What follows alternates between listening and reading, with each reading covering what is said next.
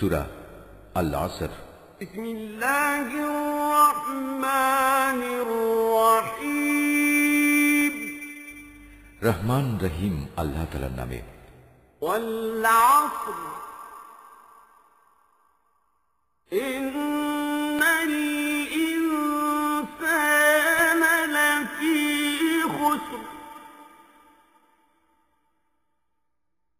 ইল্লাল্লাযীনা আমানু ওয়া আমিলুস সালিহাতি ওয়া তাওয়াসাউ বিল হাক্কি ওয়া তাওয়াসাউ বিস সাবর।